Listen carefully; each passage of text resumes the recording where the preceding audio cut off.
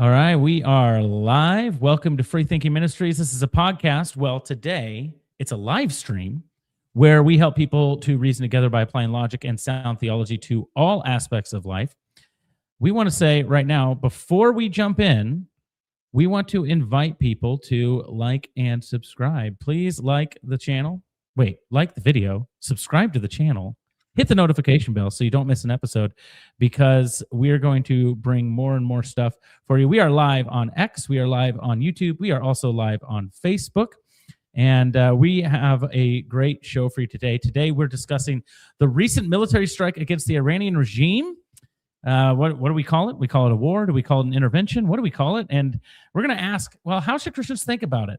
So the first thing I want to say, before we really get into it, I know people are here for our guests primarily, but we got to talk.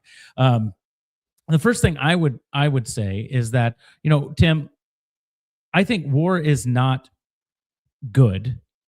It is tragic, but war can be just, right? There can be such thing as a just war or a just intervention, whatever you're going to call it, a just military action. We shouldn't celebrate violence for its own sake, but there are moments in history when confronting evil may become morally necessary. And we actually had another podcast, Tim, that we were going to talk about Israel, and it was supposed to go live today. Then all of this stuff happened. That's going to come out next week. But Tim and I didn't start. Let's clarify. We didn't start exactly the same place on this issue, because I said I wasn't necessarily for or against a strike, right? Remember that? And I said, I do.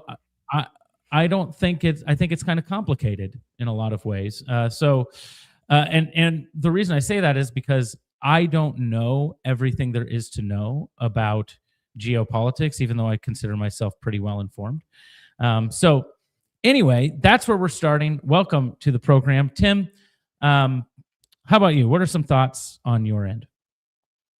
Yeah, so you and I didn't start in the same place, but I think as we've talked, we're pretty much on the same page now. I was actually, I'll agree with that. We don't know everything there is to know, but given what we do know, I'm for this intervention or this military strike, this war, whatever you want to call it.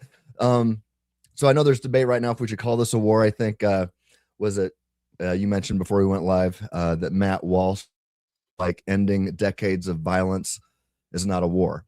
Okay, that makes sense. But let's just call it, for the sake of conversation today, we'll just refer to it as war, if it is technically a war or not.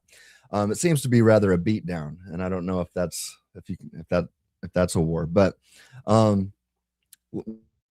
with that said, what's going on right now? War doesn't seem to be something that Christians should celebrate, right? It doesn't seem to be that kind of a thing that we should celebrate, because war is horrific. People suffer. Families are torn apart, sometimes forever. And as one friend of mine said not too long ago, just I think yesterday, war is not a video game. People are not merely taken out. They are killed, right? Their life on this planet is over. So even when war is justified and in that sense good, it's still tragic. But sometimes refusing to confront evil allows even greater evil to flourish. So with that in mind, I guess sometimes war and violence is good in a sense, and then also in a sense should be celebrated.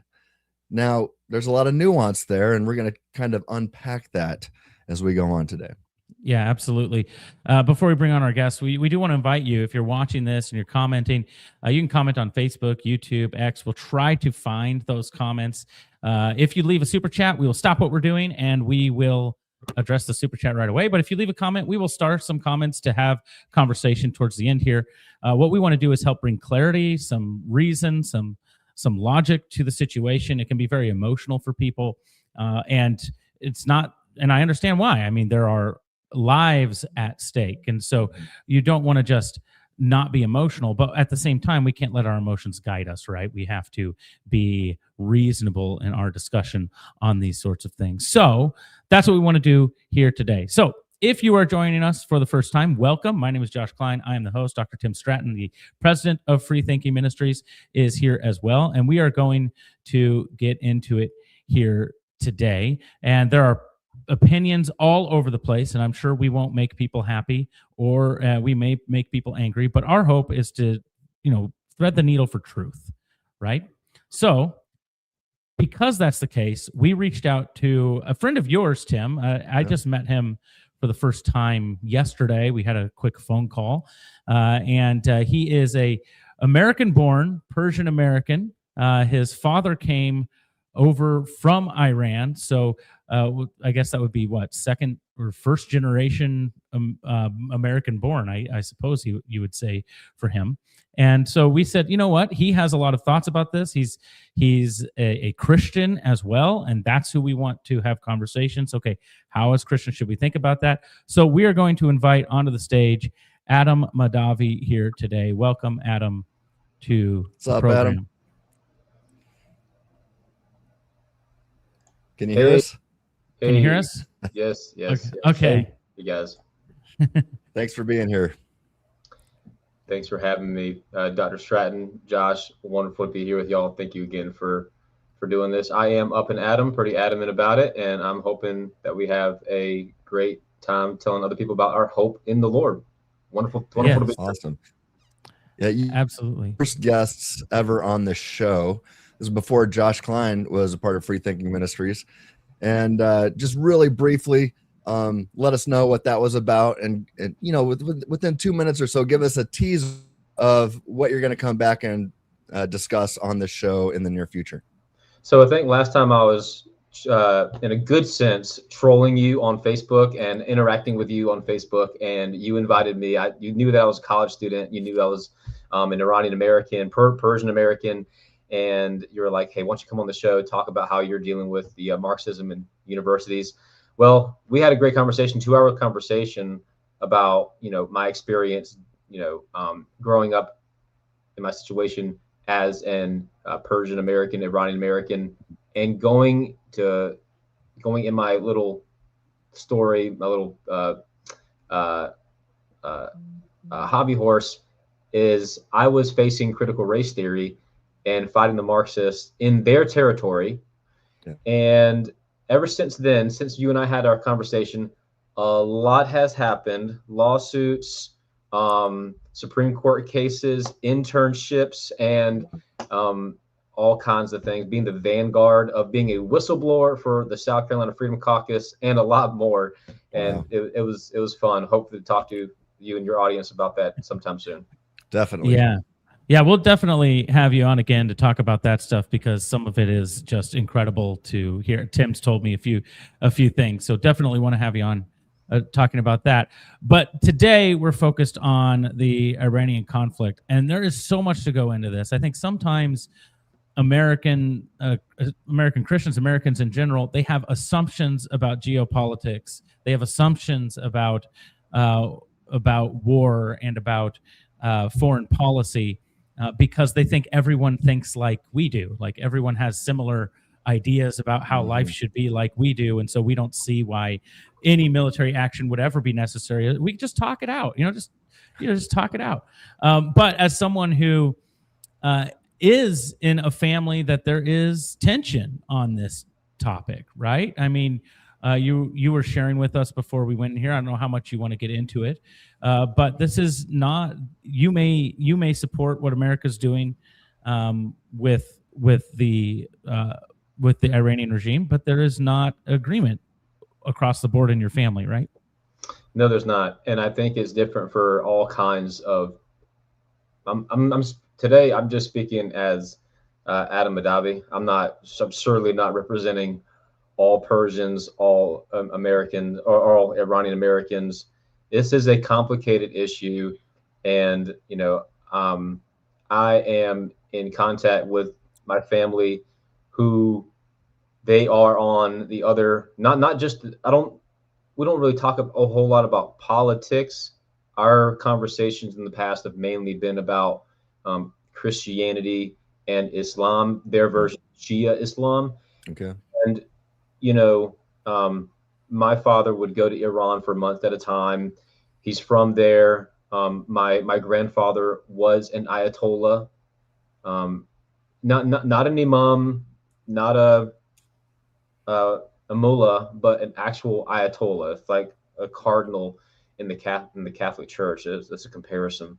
And so with our family, it's very complicated, because how can you be an Ayatollah but yet be for the Shah, which was what most of my family was. And it just so happened to be that we had a relative. I had my uncle, who my dad gave me his name, and my middle name is Mehdi. He, 10 years older, 7 kids, worked in the palace, was with the Shah Pahlavi, Reza Pahlavi, and he was executed. And I'm being very sensitive now because I don't know how much my family wants me to say, but I'll be respectful. He was planning to be executed. Before his execution, there was a meeting, and I think there is some evidence that that meeting took place. I can't understand Farsi. I don't speak the language. I didn't grow up with that culture. It's a beautiful culture, beautiful language, but that's the issue, and that's what makes this issue so complicated. Is Iranians that are born in America, our culture, our language, our food, our entertainment is a mystery.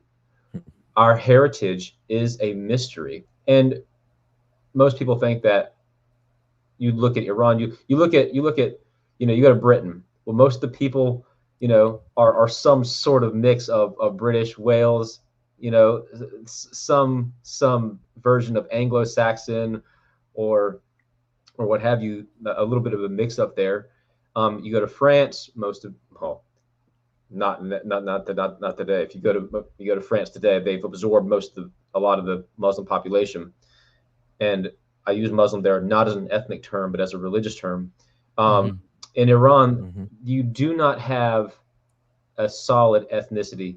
I think half of Iran, a little more than half of Iran, are made up of Persians, and you have a mix of all kinds of ethnicities.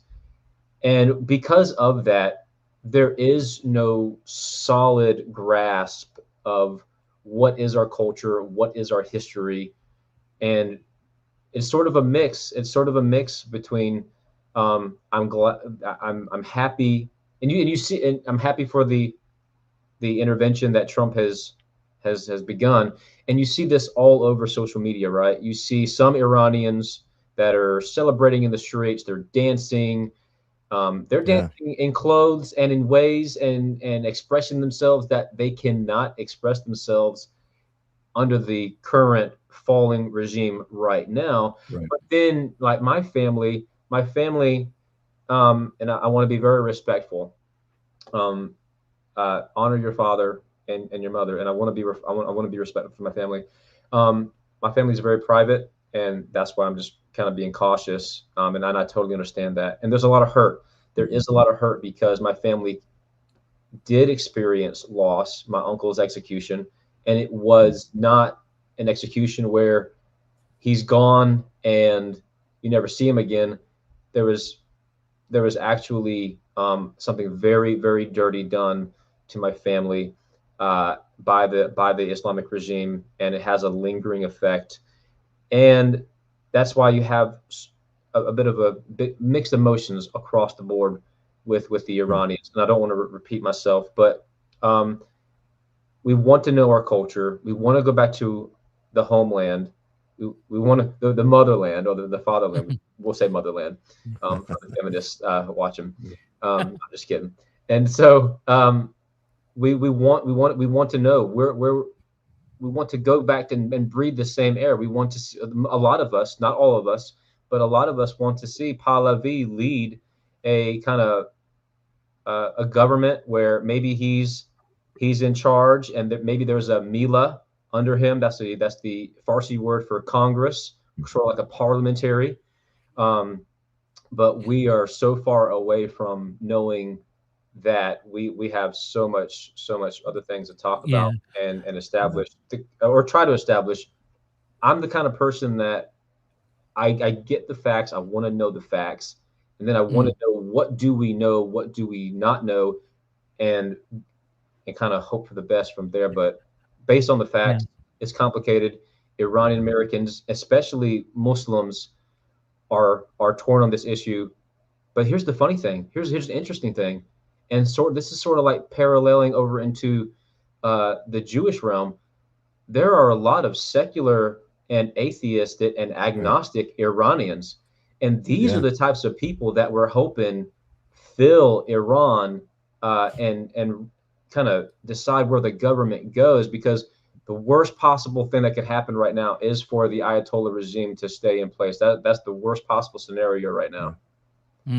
So you would say that Islam is the worst thing for Iran right now, because you'd prefer a secular atheist government over an Islamic regime, right? It's so difficult to say that here's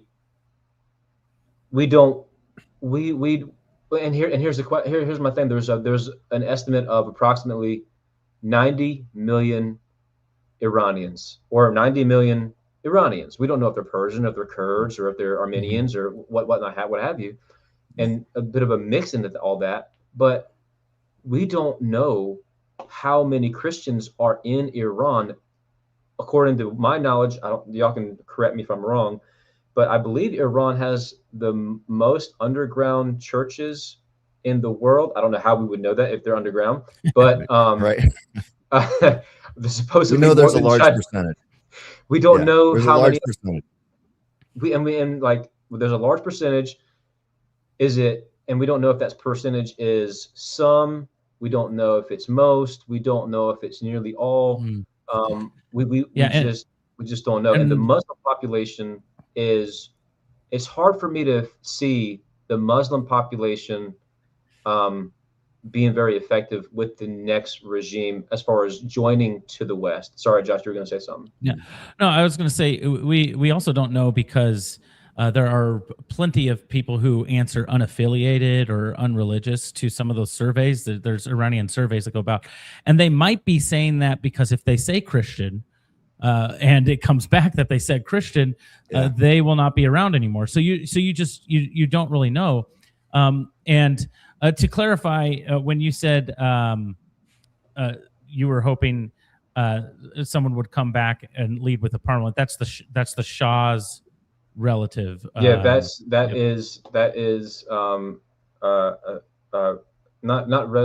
my goodness, Pahlavi, Prince Pahlavi. I think it's not. Is it Reza Pahlavi? I think it's Reza Pahlavi, right? Maybe I don't know. I don't know. But he's, as far as I know, he's been in exile out of Iran, right? And so he would have to come back. There would have to be an expectation of, okay, you're going to help lead the transition. What does that look like? So that's so far away from where we are right now. It's hard to speculate on that right now. But I do want to maybe capitalize on a few things that you said here. You said there's mixed emotions. Let's get to first some of the people who are happy about this. You said that you yourself are happy about the fact that Trump has done this police action, which people say that it's an illegal war action. I just want to throw out there, it's not. This has been the case in the United States for literally decades. I don't think a formal declaration of war has been made for, I don't know, was it made in Vietnam? Maybe that was the last time, but I don't even know if it was made in Vietnam. But they have, basically there's 60 days of a police action. You have to inform you have to inform members of Congress. There's a group of 8 that you have to inform of that action. And then after 60 days, if the action is ongoing, you have to justify that action to the Congress, and then a declaration of war may or may not be made. I believe it's World War II is the last time we actually declared war on somebody. So just so people know that when you say, well, Trump's doing something illegal, okay, if that's the case, then every military action taken by Trump, by Obama, by George H.W. Bush, by George W. Bush, by Bill Clinton, by Ronald Reagan, by Truman, all of those people, were doing something illegal when they did the police action. So I wanted to throw that out there politically right now, but we don't need to discuss that. The question I have that I want to talk about quickly is, what is the reason for hope? Like, why are some people excited about it? And then why do we think this might be justified? I think those are the two areas that people are most interested in. So first, let's go. Why are some, and you said it yourself, Adam, Iran is actually Iran is a very diverse country, actually. I think maybe 60% Persian. So it's very diverse. There's Kurds, there's Persians, there's Arabs, there's all sorts of people.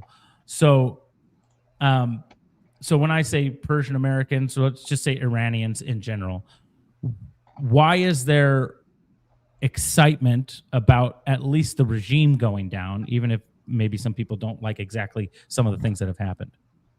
I think the answer to that is they want the hope and the things to celebrate. As Dr. Stratton mentioned, there is a celebration that we can be caught. It's like a cautious celebration, and that is the hope that the expectation for this outcome would be a reintroduction of Western values in Iran.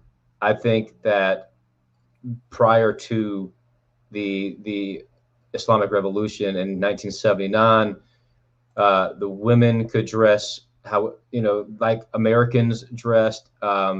They could go to school, get their driver's license, they could work.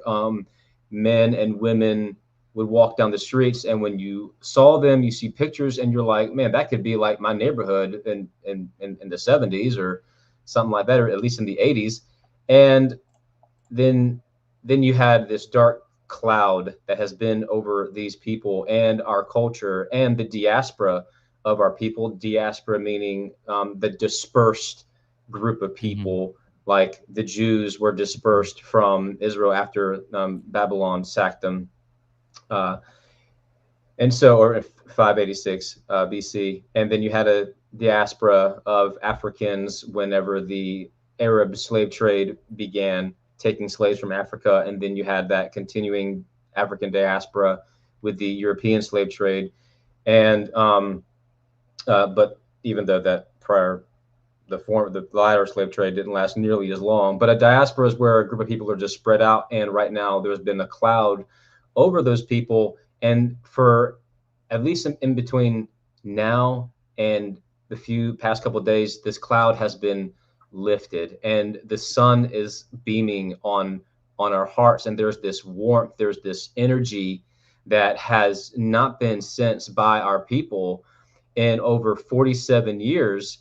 And there's this hope that there may be a return to the good, the true, and the beautiful things. I'm a Hillsdale fan, so I love using that triune phrase there, good, true, and beautiful, back in Iran. And there's this hope of business. There's this hope of energy. There's this hope of family and culture and reunion and learning and growth and coming back to our roots. And that is what people want. But at the same time, like Dr. Stratton said, nobody wants war. I mean, for goodness sakes, the children of Israel, when they were told to take over the land of Canaan, they did not want war. War is very, very bad, very ugly, but it must be done, and there are going to be casualties.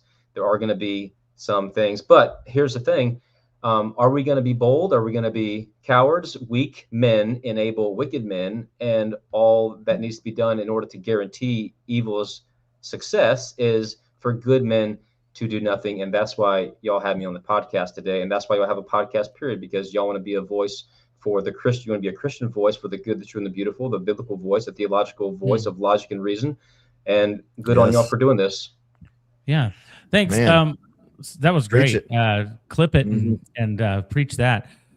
So I'm sharing some slides that you shared with us. These are some pictures from before the revolution in 1979. Now, we get into the history before that. The United States did intervene, probably, in the 50s, in the 50s, and led to some of this led to some of these issues with the Shah being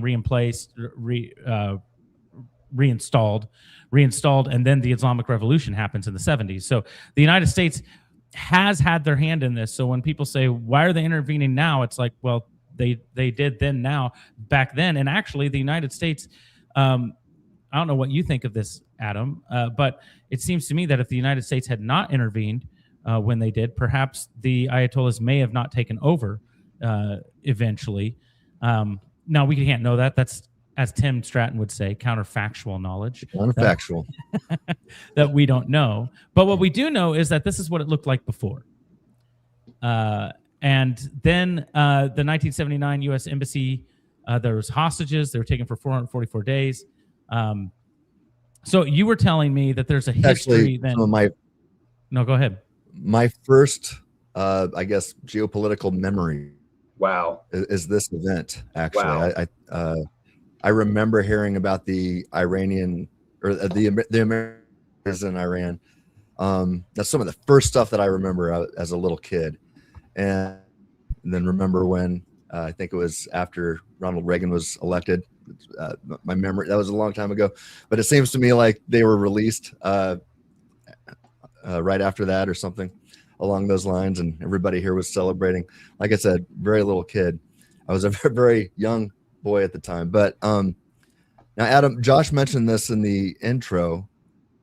Yeah, I think we need to get back here because you're actually related by blood to the Ayatollah Khomeini, who we just executed or killed in the first few moments of the war. Tell us about that. Yeah, again, I want to be respectful to my father. All respect to my father. My father sat the entire family down when I was 18. I graduated high school, and he sits us all down and he tells us basically the story that we are the lineage of Muhammad. Now, I want to be very respectful here. Since I'm a Christian, I do not have the same understanding and the viewpoint of that historical figure, Muhammad. But to my father, it's something precious, and it is something that is sacred to him. And so I want to be very delicate whenever I say this. My father and my family believe that we come from the first 6 members of Ali's family, who Ali. Okay, well, let me just say it like this. I kind of messed up there. He believes that we are the direct descendants of Muhammad, like their prophet Muhammad, the actual guy that established Islam. Wow. Like they're like direct descendants, like the blood that flows through these hands is allegedly his. I would love to get a DNA test. Dr. Stratton, if you want to cover the bill, that'd be great. And we can find out, and we can have a reveal on your show as to me being a false prophet too. So, but in all honesty, the story goes, we branched off from the 6th Imam. The 6th Imam is Al-Jafar Sadiq, no relation to Aladdin. Hopefully he's not that Jafar. But the 6th Imam, Jafar Sadiq, he was an apologist. He was a debater. He challenged Christians. He was a scientist. He was a philosopher. He was a theologian. And that's where my family says that we branch off from. Now, Muhammad had a daughter. He had sons killed in battle. A lot of his sons or children were either died in infancy or were killed in battle.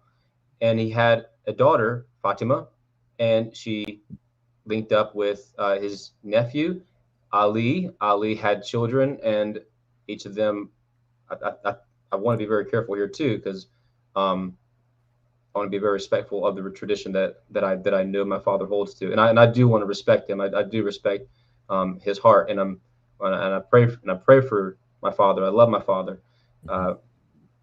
very much.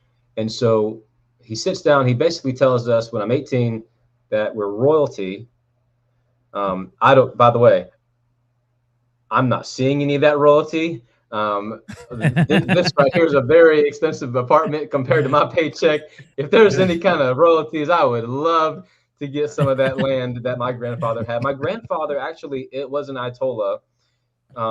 And for Khomeini, and we come from a lineage of teachers and Islamic priests and prophets of Islam, and that's my family lineage. Somewhere in the mix, I'm related to Khomeini, and the Shias believe, and this isn't gonna. I think this is very historically factual, and this is very theologically factual for Muslims. I don't think that Muhammad Hijab would like this, but David would might. The idea that we are related to Muhammad, to me as a Christian, doesn't hold that much weight, because it's not a matter of whose blood runs through my veins. It matters whose blood washes away my sin and has forgiven me and redeemed me. And so it really doesn't matter that. Although I would love some of that moolah. Send it this way. Yeah, definitely, for sure. But yeah, are we related? My father would hold to that we are. Okay. And that's all I know. That's all I can go off of. Yeah. It's fascinating. So can you share real quick? So you grew up, your father's a Muslim, believes that he's a descendant of Muhammad through Ali and Fatima through that lineage. And people can look that up if they want.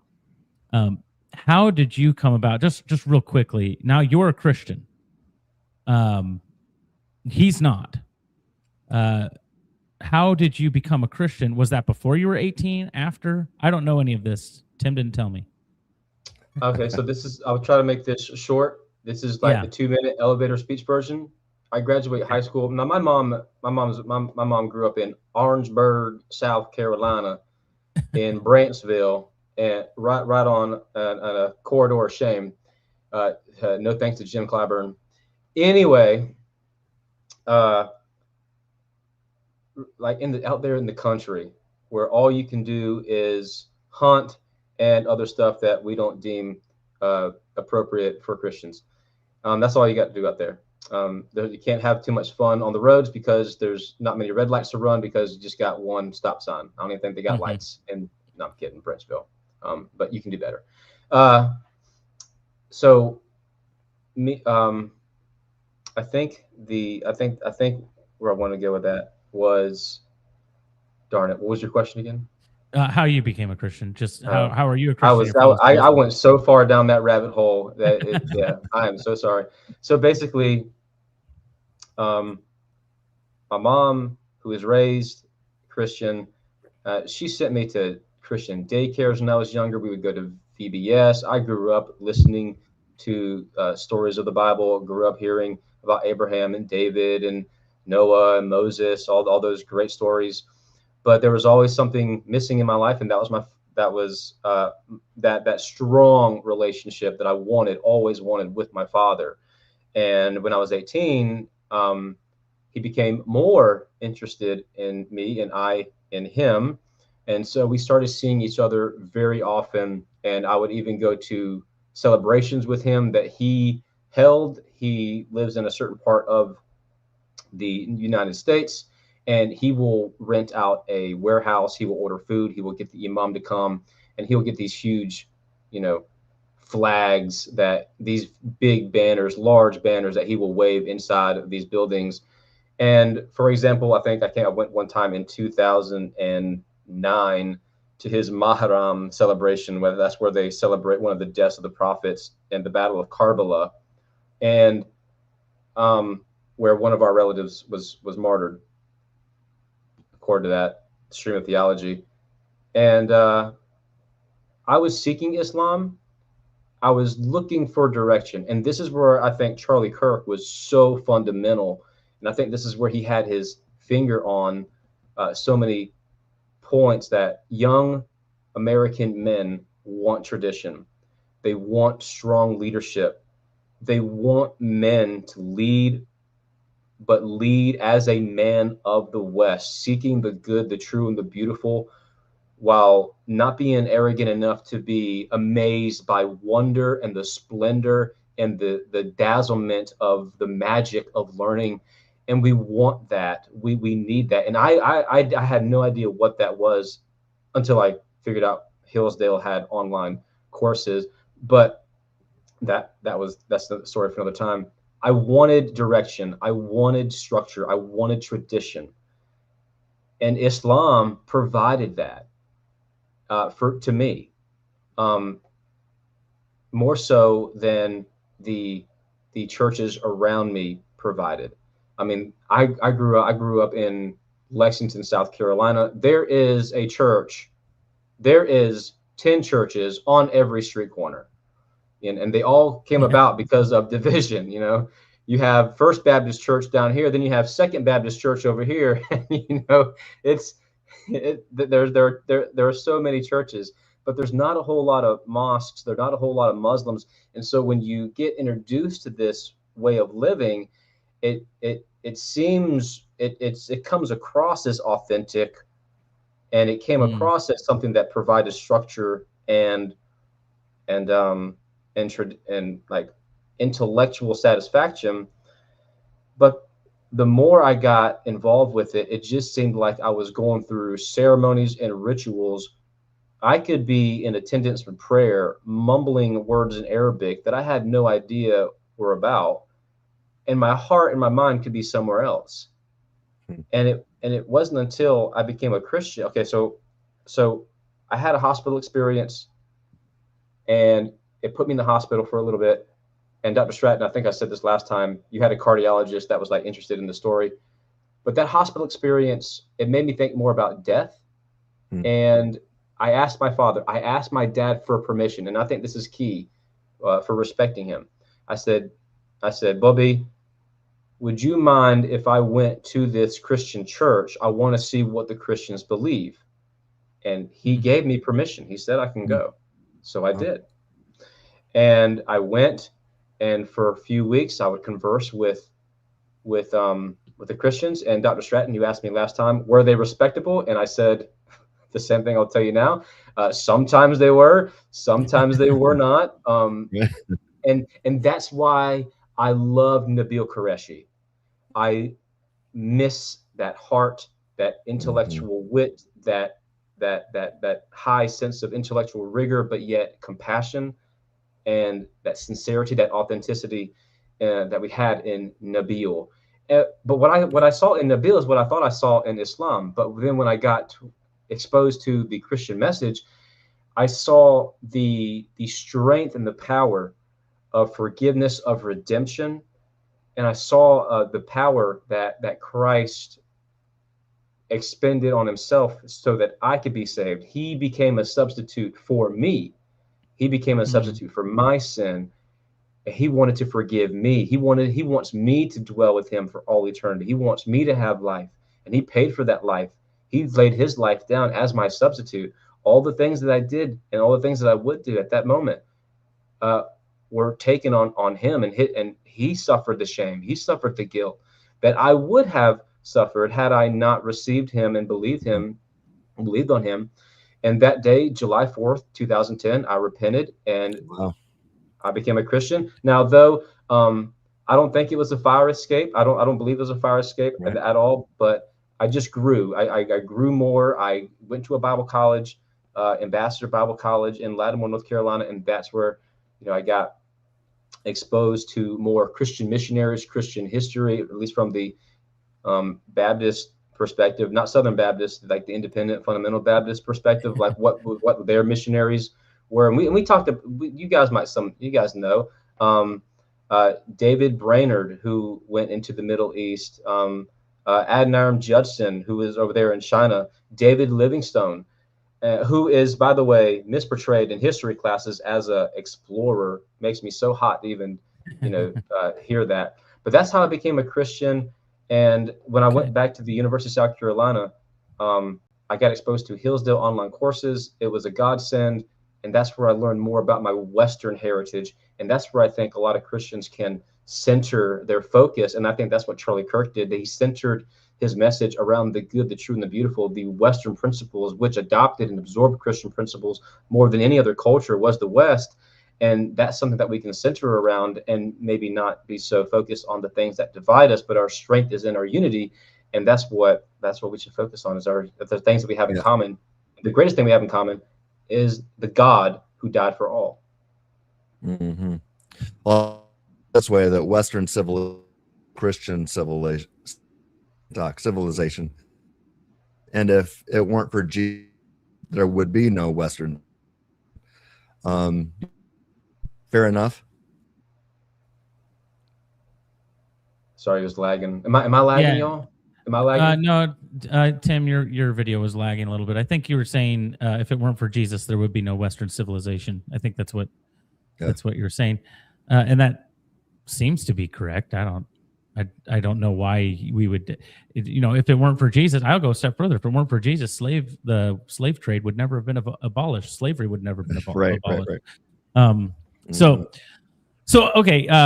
There's so many rabbit trails I want to chase, and maybe we will another time. But what we want to get back to what's going on over in Iran. We already showed some of these pictures. We showed some of the things. Now, when we talk about what's happening there and how Christians should think about it, one of the things that I brought up when I was talking with Tim that I saw someone post, so I didn't think of this on my own. I just saw it and I thought, man, that's something to think about. People are outraged because they don't want the U.S. to be involved. But I saw somebody post, perhaps Christians should consider that this is decades and decades of Iranian Christians praying for deliverance, that God has finally answered their prayer and come through President Trump, and that this is actually divine intervention. What do you say to that sort of stream of thought with some of the people who are saying, hey, God might be doing something here. You might not like the political optics of it, but perhaps this is God's plan and design, because so many faithful Christians have been praying for deliverance because they've been persecuted. Their families have been murdered and killed because of that regime. How would you receive that? And all that is very, very true. Brutality hits home when it is you and your family that have been oppressed by it. And for so many Iranians, that hits home because they remember what it was like whenever they left. And you got to think that was 47 years ago. So you have these kids, you have some people that were like 6, 10. Patrick Bet David was young. He remembers what was going on. He remembered what was going on, and you can see when he talks about it how emotional, how passionate he is. And you see people on these news stations, random news stations, that interview Iranians that are celebrating. Many of them know what it is like to be oppressed by the regime's brutality, and some of them hear the stories, and there's this nostalgia of wanting to go back and return, and so they see this as a door opening for a new hope, a new confidence that their lineage or their people group has for flourishing and prospering in a new place, in a new but old place. It's old, but there's a new opportunity in this ancient land, just as about, it has a lot of biblical significance as much as Israel does. And they want that. And so as far as should Trump's intervention be seen as providence, I think that's a good summation of what you're asking. How do I feel about the idea that the intervention that Trump has taken is something of providence? I'll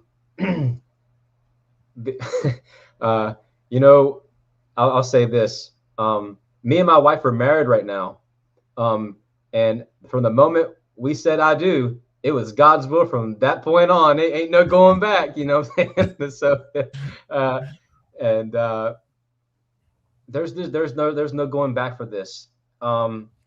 The moment Saturday morning happened, we're right now, the moment we're recording this, it's Wednesday, and so we're not even a week into this yet. But Trump crossed what we Westerners know to be the Middle Eastern Rubicon. The Rubicon was crossed. There is no going back. China's going to be affected. Russia's going to be affected. The entire geopolitical landscape, the economy is going to be affected. And it is happening, whether people want to celebrate it or they want to condemn it. We're at such a interesting moment in history. And this is what history is all about. We don't know what's going to happen.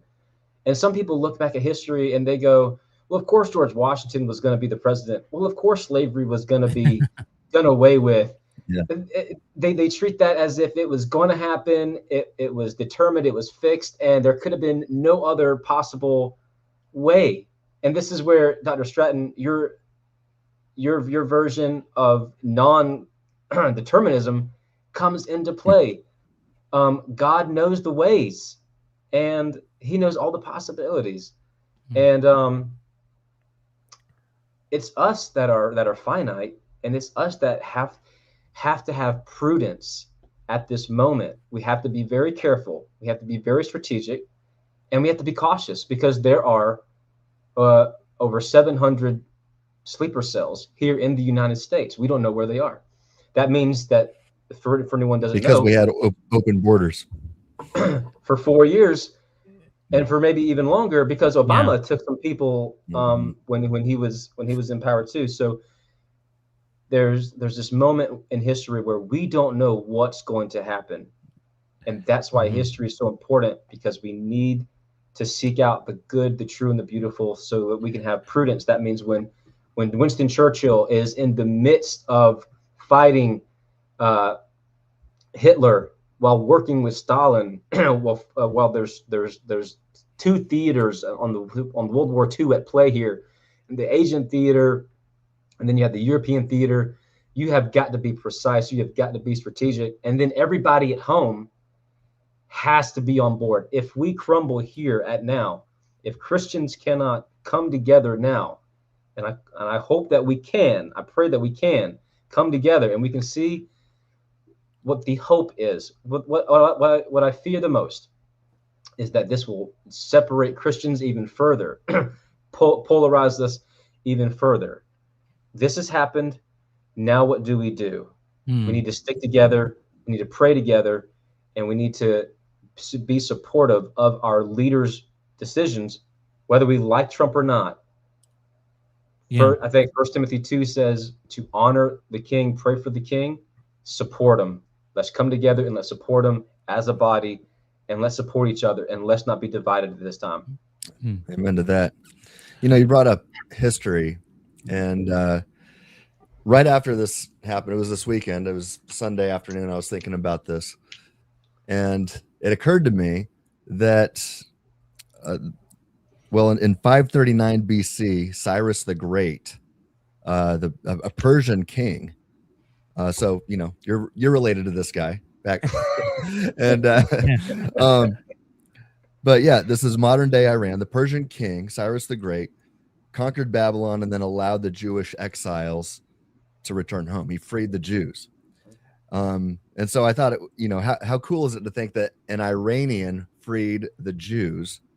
And then fast forward all these years later to 2026 AD, and now it's the Jews, with the help of America, fighting to free the Iranian people. So history seems to have come full circle. Has that hit you yet? And if so, what are your thoughts? Well, I don't think you are participating in circular reasoning with that full circle analogy. Right. Not at all. Absolutely not. Because axiomatically, our hope and our confidence in Scripture gives us some insight into what happens in today. And that's the wonderful thing about being a Christian, is that we do have a structure, we do have a tradition, and the story that you just relayed is a part of our tradition, and it gives us a sense of hope. It gives us a sense of understanding, and that's what we have as Christians, and that's what we need to be centering around. We need to be centering around the things that we know, the things that we share, the love and understanding of the truth that we have together. It's wonderful to think about that. I named my son after two warrior kings, and could you guess who those two warrior kings are? David. He's frozen. Am I frozen? Yeah, David. You're David a ventriloquist. David, and then who else? Let's go with David, Hezekiah, David, Nehemiah. Nehemiah wasn't a king. Dr. Stratton, David, and what else? What other name? Jesus. I knew he was going to go there. Man, we are walking on water. We're not on thin ice. We are on water right now. Okay, I'm on water right now. I'm on thin ice. Doing that to y'all, putting y'all on the spot. I'm sorry. His name is Cyrus David Mahdavi. Cyrus, duh. Yeah. How did I not know that? Yeah, no, I thought that's where you were going. I thought that's where you were going. Okay. But okay. His name is Cyrus. David. Yeah, Cyrus. Yeah. Yeah. Wow. Yeah, and I named him that because I want him to be a symbol of the connection between the Persian, the Jew, and his Iranian heritage as a Christian. Hopefully we're praying for him. We're praying for him and his future wife and all that stuff as a parent. That's awesome. That was beautiful. Just a note, I did ban someone from the chat. It's the first time we banned someone from the chat. The reason I did that, first of all, I think I just put them in timeout. I don't know, maybe I accidentally hit the ban thing. But the reason I did that is because if you're going to come in here and say the guy in the middle is Jewish, isn't he? Because he's talking about money, it's an automatic, I don't need you in my life. So anyway, you were accused of being a Jew, but you are in good company because I have been accused of being a Jew, and so has Tim. I don't know how that's a put down necessarily. I just would just like the supposed benefits that come from it if that's the case. Anyway, I'm in great company. You're exactly like me. Hey, if I got some inheritance from that stuff, hey. But I mean, like the last name, man, like the last name. This is not Jewish. This is not like Mahdaviberg. Like, no, this is. Yeah, that's definitely not Jewish. So anyway, that person is no longer in our chat. So if people are like, why you banned someone for free speech? You have free speech, but also this is a platform that I have control over, and I can let you be here or not. So anyway, I think that was wonderfully put. Let's talk about real quickly before we close here. We've talked about it's being justified, and I'm going to share again the screen here. And there's just a few things to think about with this. Once the Iranian Revolution happened, and you shared this with me, Adam, but once the Iranian Revolution happened, immediately it was death to America. It was immediately it was violence towards Americans. Now, I don't know that I necessarily agree with the framing of this, so let's maybe have this conversation. It says the Iranian regime's long war on America, a timeline of terrorism. So terrorism and war are two different things. And it seems to me that if this is the case, if this is the tack we're taking, we should have declared war on Iran a long time ago. But we have finally had enough, and we have a president that finally said, you know what, you're not operating good faith. I actually heard, I believe it was either Secretary of State Marco Rubio or someone else say that as soon as President Trump realized that they came to the conclusion that they were biding their time and not negotiating in good faith, he made this decision. So when people go, well, we need to talk and we shouldn't resort to this, it seems to me that there have been decades and decades and decades of talking and bad deals that have led to this moment. And so that when you talk about history being complex and complicated and difficult, and this is the reason, Tim, why I said, I didn't really support it or I wasn't supported or against it. I have wanted the Iranian regime to fall for years and years and years now because of what they're doing to the Iranian people. I wasn't sure if it was the United States' job to force that to happen. I wasn't sure if it was their job. And I said, yeah, it is. Yeah, you did. And the reason I said that is because while I pay attention to geopolitics and foreign policy, I don't have all of the information.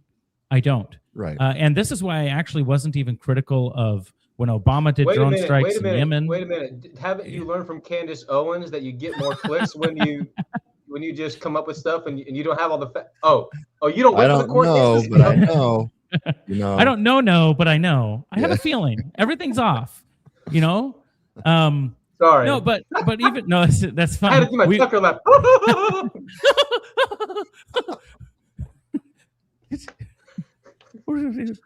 Anyway, but the reason I wasn't I was critical of Obama on a lot of things, but and even on foreign policy. But when he did a drone strike in Yemen, or he took out a terror cell somewhere, the few and far between times that he did, I was never critical of that because I said I don't have the information that they have for why they did that strike. And one of the big topics that people will bring up is Israel or the United States hit a school. How is that a retaliation for all? How is terrorism a retaliation for terrorism? What would we respond to with that? Did they actually hit a school, first of all? And why? And is that even a fair critique of what's going on here? So that's a lot I just threw out there. So I'll cast it to both of you while I take a drink of water. I would love to hear what Dr. Stratton has to say, but just let me just build some foundation, and then maybe he can correct me and you, Josh. First,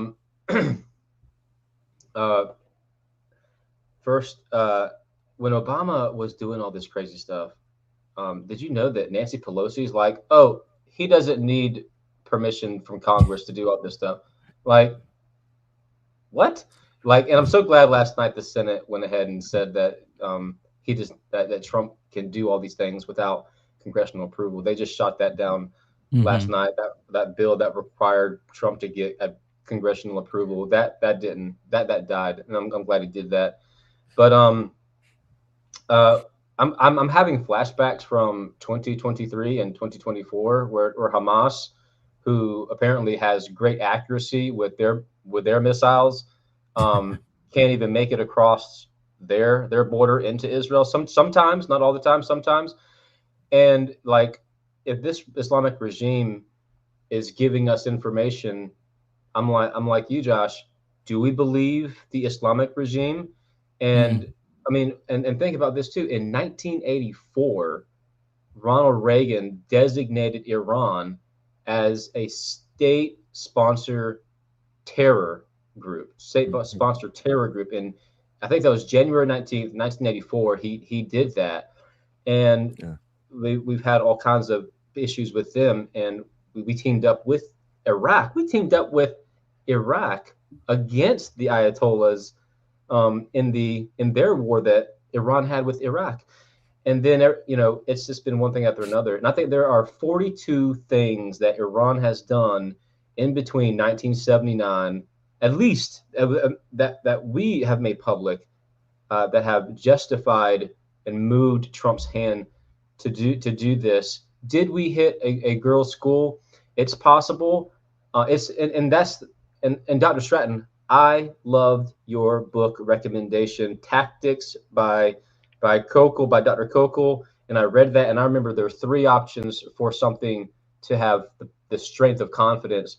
I think it's possible, and then there is plausible, and then probable. Probable being the highest level of confidence that something can happen, possible being the weakest, and plausible somewhere in the middle gray area. I think it's plausible that a girls' school was hit. I'm just kind of wondering, were there girls in it?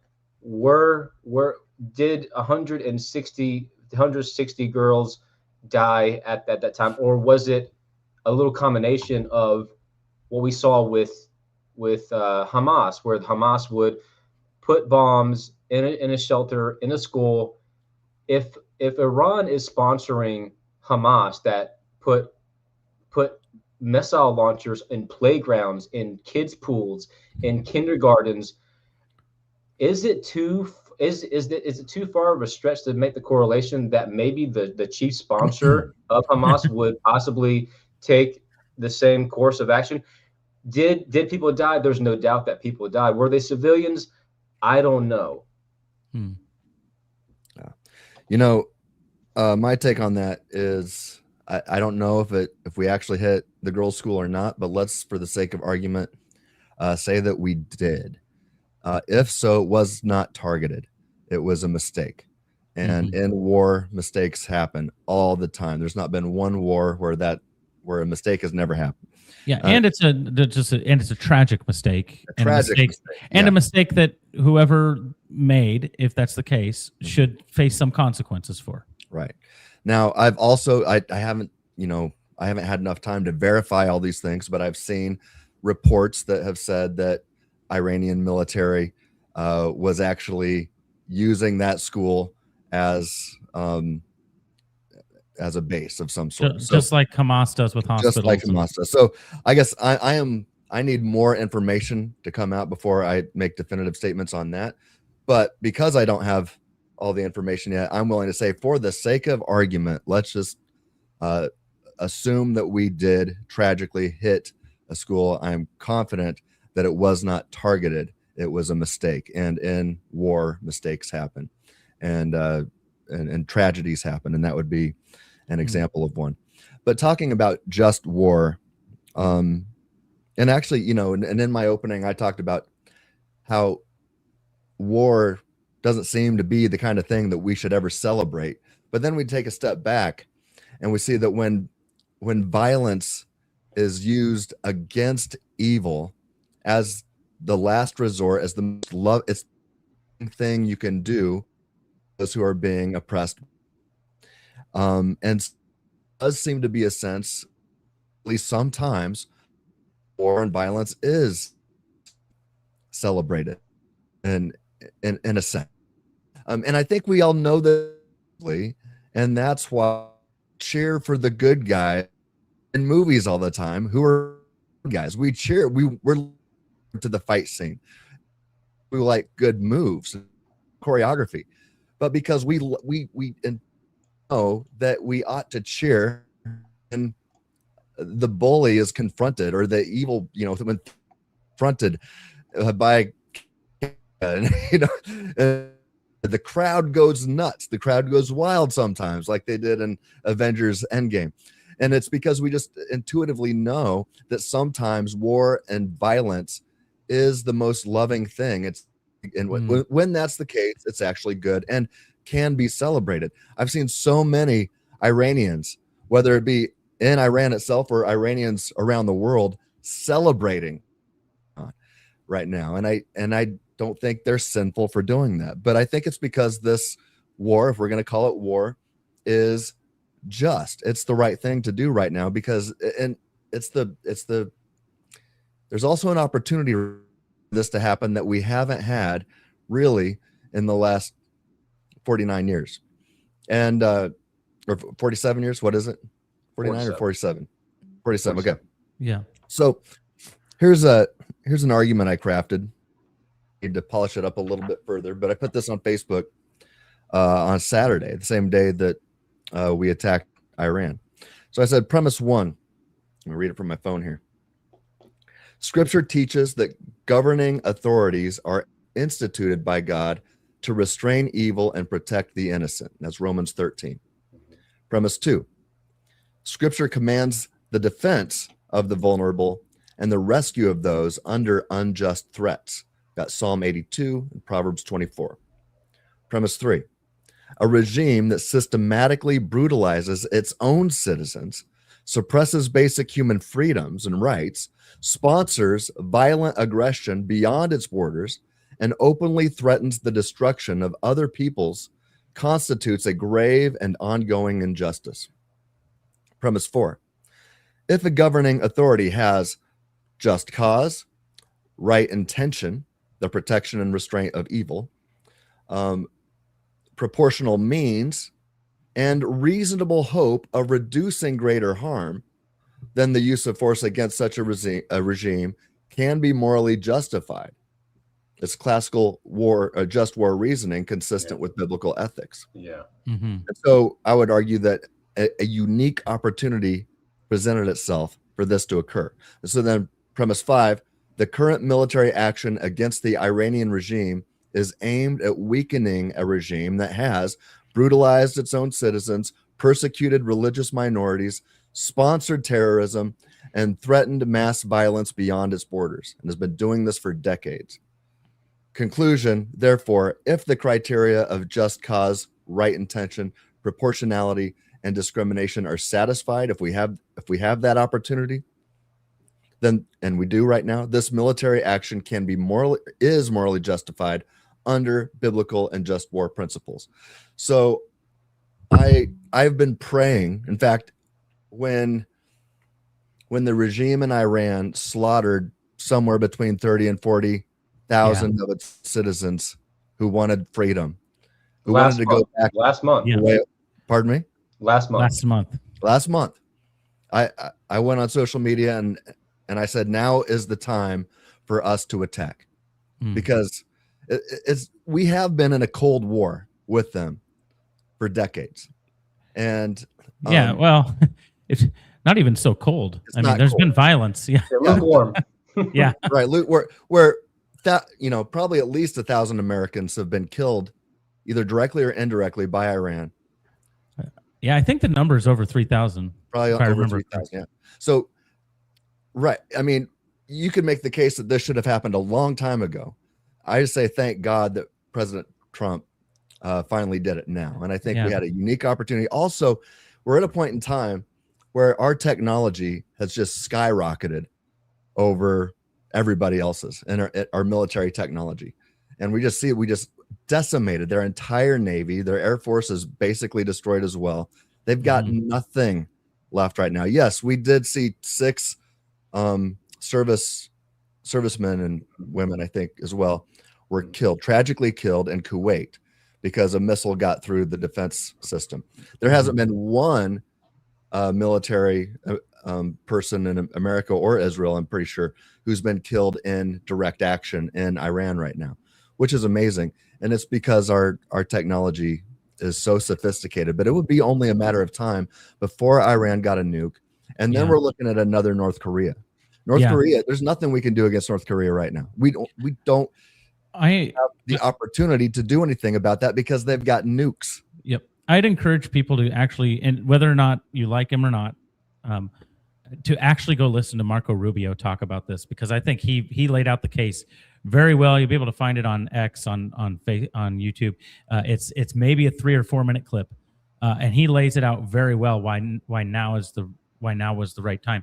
And Tim, when you said that, so I that's why I leaned towards it being towards I think we probably need to do this. Like I said, I wasn't sure one way or the other if I supported it, but I leaned towards yes, even before we did it, because I thought, well, when the president comes out and says, hey, go to the streets, take back your country, and then they mow down, blood is a little bit on your hands. You're the one as the leader of the free world, you were the one that encouraged people to rise up against the government.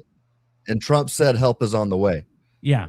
He also said stay in your homes. Obligated. He also said stay in your homes because there are bombs are going to be dropping everywhere, and he cautioned the Iranian people to stay safe until a lot of the fighting was over, and they got to. Yeah. So there's 2 more things I kind of want to add to this. Is Tim, how long would you deal with a neighbor who constantly threw stuff at your house, tried to hit your kids, people that were close to you, threatened you, and had a sign that said the commitment of this house is death to Tim Stratton? Just posted out their house like death to Tim Stratton, death to Tim Stratton, and they used to say that all the time. How long before you might have to take things into your own hands if that was the case? Well, you just, as soon as you said tried to hit my kid or tried to hit my wife, it would be immediate. I don't have to think about it then overnight. Yeah. So thankfully I have great neighbors. I love my neighbors. So let's take a yeah. I'm not saying any. I'm glad you clarified because I wasn't saying any of your neighbors. Mhm. Let's take. There's a video I want to share from 10 years ago that Adam you brought up. It's only a minute and a half. Let's look at it real quick. And given that thought, as I just shared it out, Tim, what would you do? What would I do if it was my personal life? Let's just consider this. Let's watch it.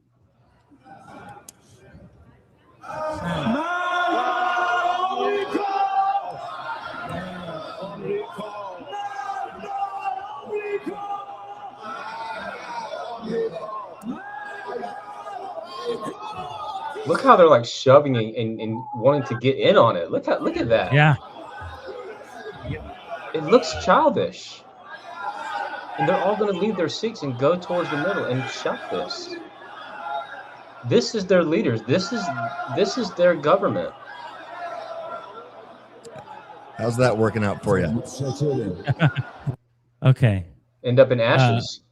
Pun intended. Yeah, and that goes on for another whole minute there. This is at the UN, which is I would have no problem. I'll say this right now. If the United States said, you know what, we're done with the UN, we're pulling out, we're not giving you any money. A wretched hive of scum and villainy. And remember, at the UN, they have the UN Council has said that Israel is supposedly violating international law, and Israel is to be condemned. They have condemned Israel and Israel's taxes.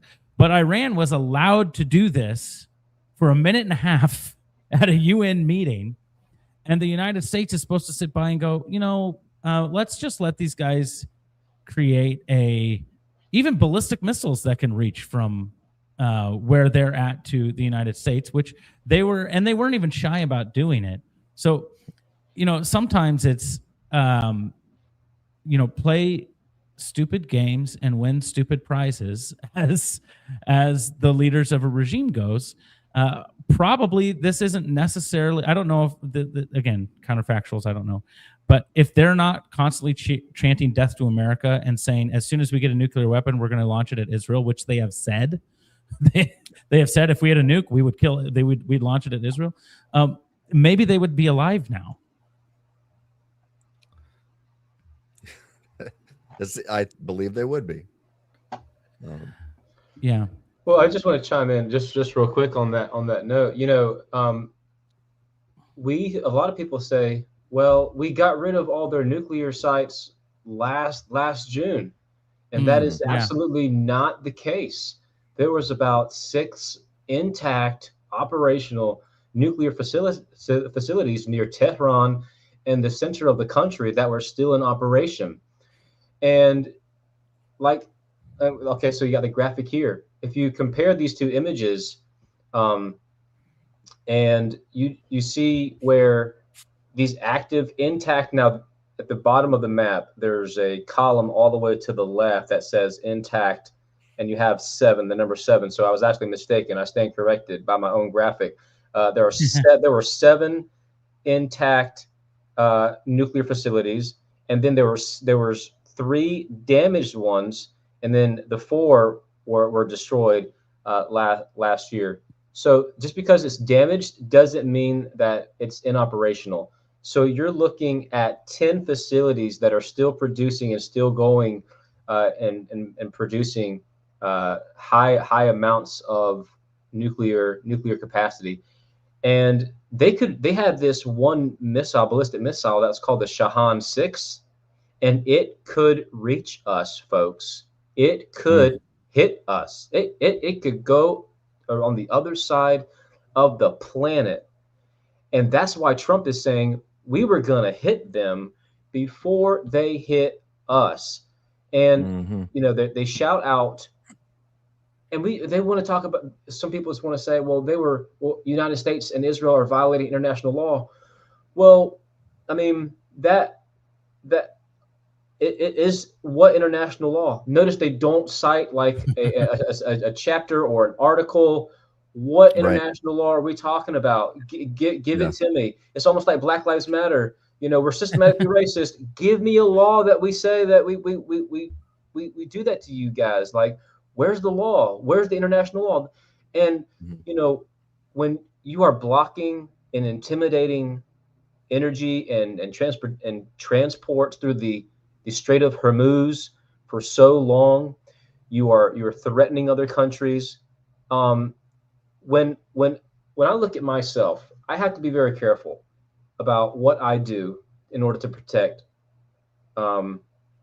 me. But when my family's involved, it makes me want to do something else. But I can't.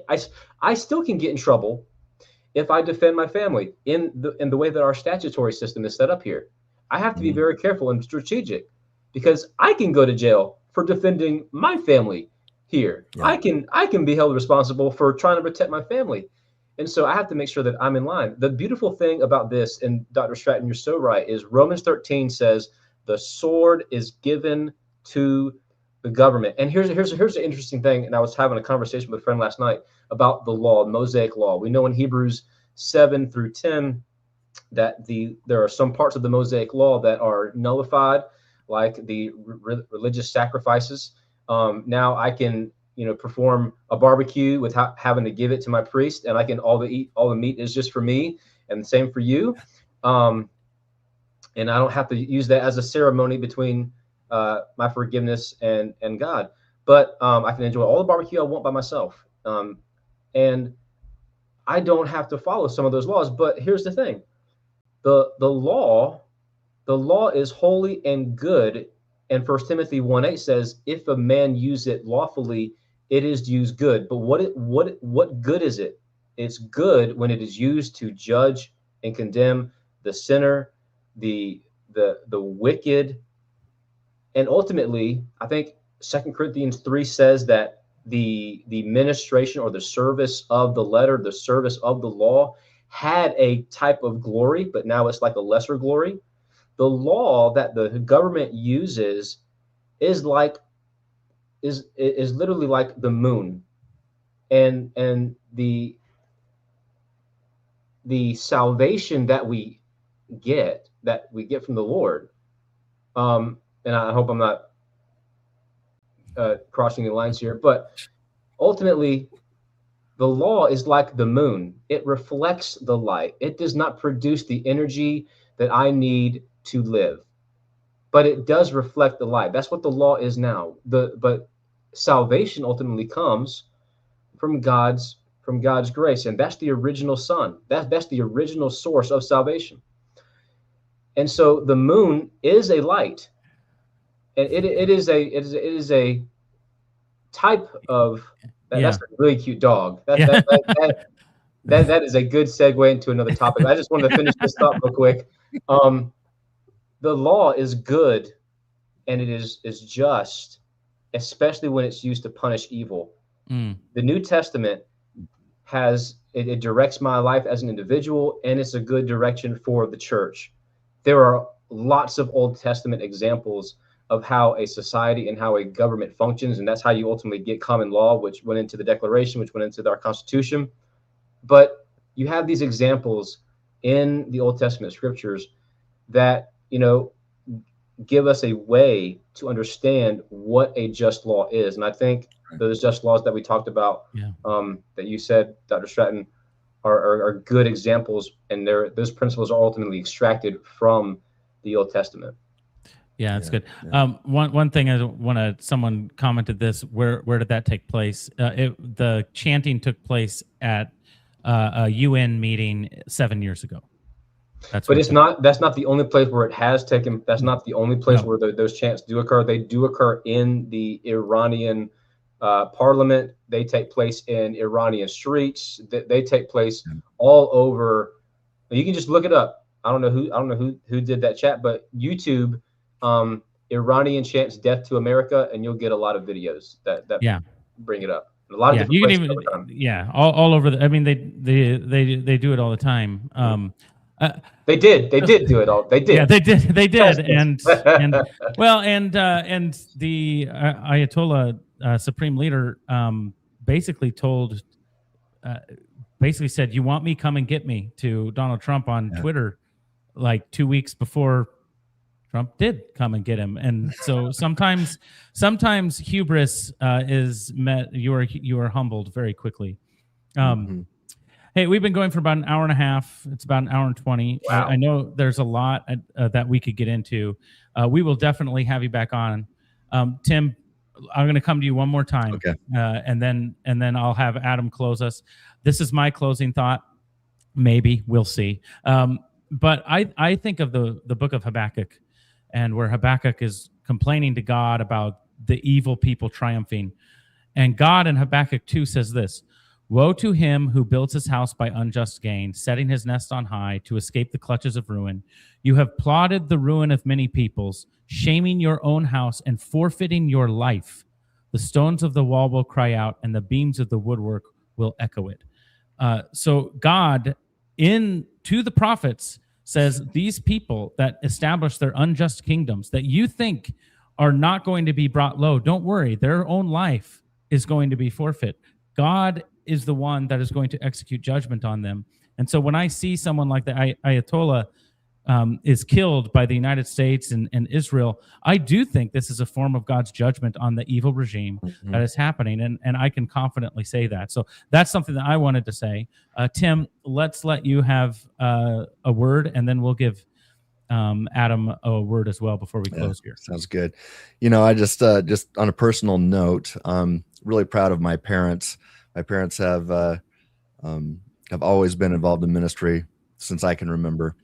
And now that they're retired, my mom even does online ministry where she's connecting with people around the world and sharing the gospel. And she even gets into some apologetics and systematic theology. So to see people in their late 70s having this impact around the world is just so inspiring to me to keep plugging away here. But my mom somehow has developed these friendships and relationships with young people in Iran, and I think she teaches them English and stuff too. But then she shares the gospel, and she really became friends with this young man, probably in his 30s, I'm guessing. She led him to Christ after multiple online meetings, and he became a Christ follower. Now, he was scared to death to let anybody know, and basically, the way I understand, I might be misrepresenting this a little bit, but the way I understand it is he had to at least be presenting in public that he was still a Muslim, even though he didn't want to, but he would face death if he did otherwise. Now, I think there's some people, like if you didn't convert from Islam, I think you're technically free to be a Christian there.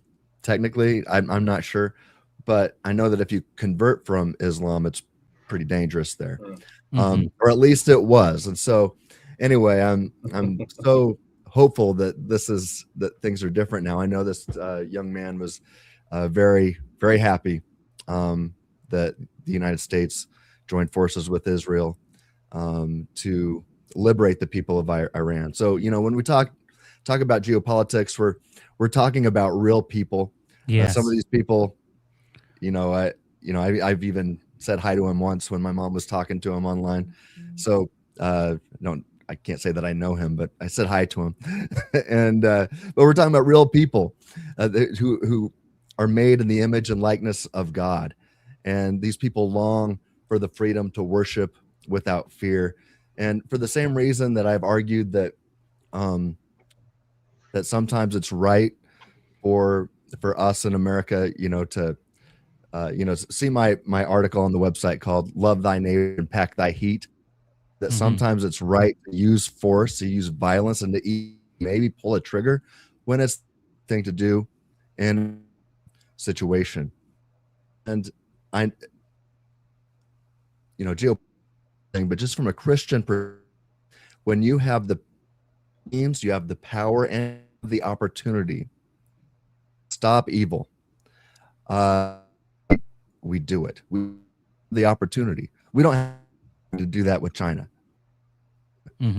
right? Because they're nuclear powers, and I think Iran would have been much worse than anything we've ever seen before if they had nuclear power, and I think they were close to getting it. But even if they, the threat that they've been over the last several decades, the threat that they would have continued to be or not. I believe this is justified, especially to their own people of Iran just last month. So I'm all for this. I was for it before it happened. And even if it turns out, hindsight's 2020, let's say, and 10 years from now, we look back and we're like, well, that was the wrong move. I would have still said, no, it was the right move, even if we failed. But I don't think it was the right thing to do, win or lose. Well, it's one of those things, and then I'll hand it to you, Adam. It's one of those things where failure, it depends on what you mean by failure. Because to me right now, failure would be, okay, you've already started. Failure would be, okay, now we're going to leave and the Ayatollah are going to retake. that would be the failure. So you can't get much more radical than what the Ayatollah and the Supreme Leader were. They are the state sponsor of terror. They're even Pakistan is less radical than Iran. And we think of and Pakistan also is a state sponsor of terror. But even they were less radical than Iran. I've got some good friends who are Christian philosophers and apologists and theologians in Pakistan who my mom also has friendships with, and I've become friends with them as well. Pakistan would be a much better place to live than at least Iran last week. Yeah. Well, probably still currently, but hopefully in the future. Hopefully in the future. Mm-hmm. Adam, what is something you want to leave people with as we close here today? I would just want to say that ever since, God had to take extremes sometimes. The flood was a pretty, no pun intended, high boat to float. I think it was intended. I think the pun was intended. Yeah. Y'all gonna put me in deep waters at the closing here. No. I'm drowning. Oh man. I'm not waving at you yet, Dr. Stratton. I got one more. Let's stay current. Logic. Wow, that was good. I mean, it was really bad, but it was good. Yeah. All right, float us home. I know, right? I need salvation to arc my way. You had God intervene in the times of. You had God intervene in the times of Egypt. God gave the people of Noah's time away. He gave them a preacher for 100 years. God gave the Egyptians opportunity to have redemption. All you had to do is listen to Moses, put the lamb's blood over the door. Even some Egyptians left with the Hebrews to go into the desert. God ordained and sanctioned Joshua going into the Philistines. There is a time for war, and whenever you have vulnerable, innocent people, like Dr. Stratton's second point, I believe, whenever there's the vulnerable people that cannot protect themselves. And by the way, the people in Iran don't have guns, like they don't have our Second Amendment, which is a reason why we want our force to prevent something like that happening. And we know based on 2020 and 2021 that certainly can happen if the right circumstances are given. God did not frown upon Samuel leading Saul to victory. He did not frown upon David fighting the Philistines. For goodness sake, I believe he's put his sanction on David killing Goliath in military battle, who defied the king of Israel, the army of Israel, and who defied the God of Israel. God blessed that stone that David used to bring down a giant. This so happens to be that America is not a small little David. And I would tell you to ask the Ayatollah, but he's no longer here to answer that question. So my thing is this: whether or not we believe this is just or not, even if you think that it is an unjust war, but you're a Christian, my thing I want to leave with you is this: if you want to stop evil in this world, the best place to start is by looking in the mirror. Jesus Christ has given us a door of escape from temptation and a deliverance from evil. And you and I, most of the people watching, are not going to be responsible for the decisions that happen in Iran. But we are going to be held accountable for the decisions that you and I make of how we treat our neighbors? Are we protecting the vulnerable in our spheres? I'm a dad. Josh, you're a dad. Dr. Stratton, you're a dad. Are we doing everything that we can to protect our family? And are we respectful of government? Are we, and you don't have to be a high-minded person to just obey God in the ways that you know to obey God. Strength of character, strength of nobility. I love 2 Peter chapter 1, where you're supposed to add, and I'll say this in the King James because I like the poetical flair, add to your faith virtue and knowledge and temperance and and brotherly kindness and godlike love and agape and charity. And so those are the things that you can control. And if you abound in those, if those things grow in your life, then you'll not be void and you'll not be barren, but you'll bear fruit in your knowledge of Jesus Christ. And in that's the virtue that God has given you, power that God has given you as an individual. And then when something like this heads your way, you can make the best decision because you have practiced virtue, you have worked hard to be somebody that God can use.